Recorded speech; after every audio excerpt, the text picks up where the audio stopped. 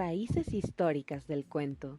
El problema fundamental no se pretende adivinar los hechos históricos, sino indagar a qué fenómenos del pasado histórico corresponde el cuento ruso y hasta qué punto lo ha producido. Significado de las premisas. Desde 1873, Veselavsky señala la necesidad de clarificar nuestras propias posturas. La escuela mitológica partía de la premisa de que la semejanza aparente de dos fenómenos y su analogía aparente constituye la prueba de su vinculación histórica. Otra premisa de la escuela finesa consiste en la suposición de que las formas que se encuentran con más frecuencia que otras son características del tema. Delimitación de los cuentos maravillosos. Los cuentos maravillosos comienzan con un daño causado a alguien o el deseo de poseer algo. Además, abarca dos premisas. Ningún tema de cuento maravilloso puede ser estudiado por sí mismo. La segunda, ningún motivo de cuento maravilloso puede ser estudiado prescindiendo de sus relaciones con el modo de producción de la vida material condiciona el proceso social, político y espiritual de la vida en general. El origen del cuento maravilloso no está en conexión con la base económica, a partir de la cual se empezó a ponerlo por escrito a principios del siglo XX. Por ende, este debe ser confrontado con la realidad histórica del pasado y en ello deben buscarse sus raíces. El relato maravilloso es considerado como producto surgido a partir de determinada base económica. Se debe examinar qué formas de producción se refleja en él, deduciendo que el cuento debe ser confrontado con las instituciones sociales del pasado y buscar sus raíces. El relato maravilloso y el rito. El relato maravilloso desde hace mucho tiempo presenta un nexo con el ámbito de los cultos, con la religión. Por consiguiente, la institución de la religión se manifiesta en determinados actos de culto. Por otra parte, este ha conservado las huellas de numerosos ritos y costumbres. Solo si se les confronta con los ritos es posible explicar muchos motivos.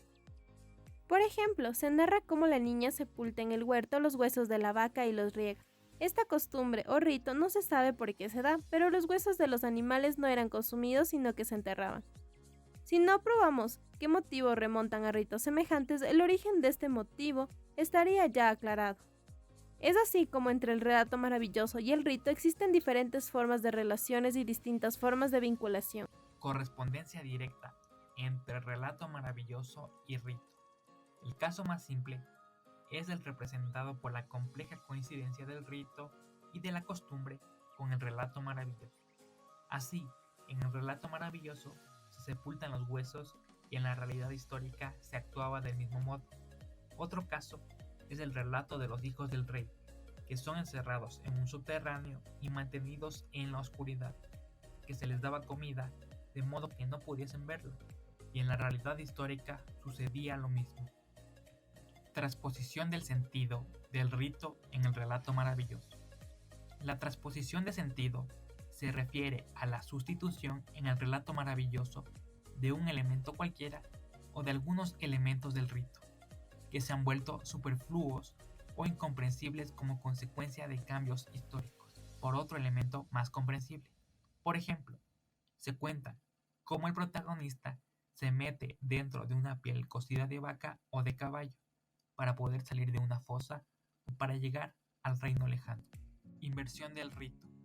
Se debe considerar como caso especial de transposición del sentido la conservación de todas las formas del rito con el añadido en el relato maravilloso de un sentido o de un significado opuesto, denominado casos de inversión.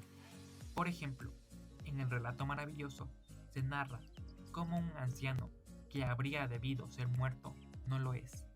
Mientras que esa costumbre tuvo vigencia, quien hubiese sentido piedad por el anciano habría sido objeto de burlas, insultos e incluso de castigos. Por ello, quien muestra piedad por el anciano es el héroe.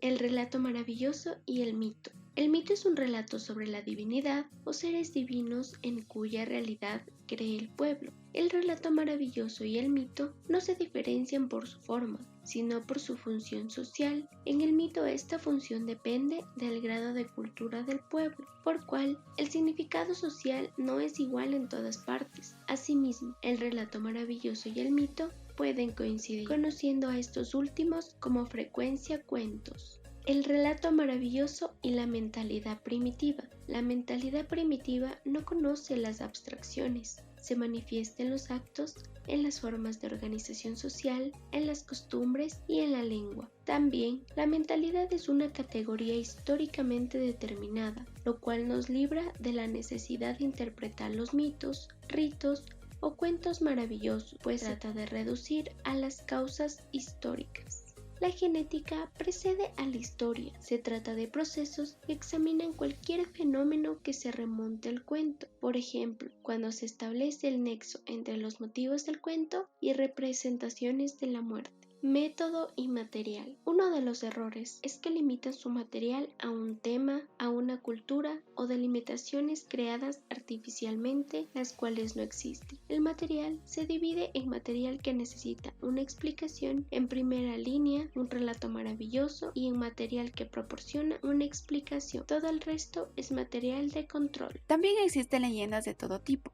la poesía épica oral, entre otras. Todas estas formaciones pueden ser explicadas con el cuento, con frecuencia se remontan a él. La narración de los cuentos maravillosos no es separable de la narración de los cuentos de otro tipo, por ejemplo en los cuentos de los animales. Por otra parte, en la actual etapa de la ciencia es importante estudiar el nexo de los fenómenos antes que elaborar con todo detalle cada fenómeno concreto. El relato maravilloso tiene una vinculación con la historia, la significación social, tiene diferentes significados con relación a la cultura del pueblo. Para comprender ciertos espacios o lugares que no estamos acostumbrados, es necesario recurrir a la mentalidad primitiva para explicarlos y para explicar la génesis del relato maravilloso y el mito.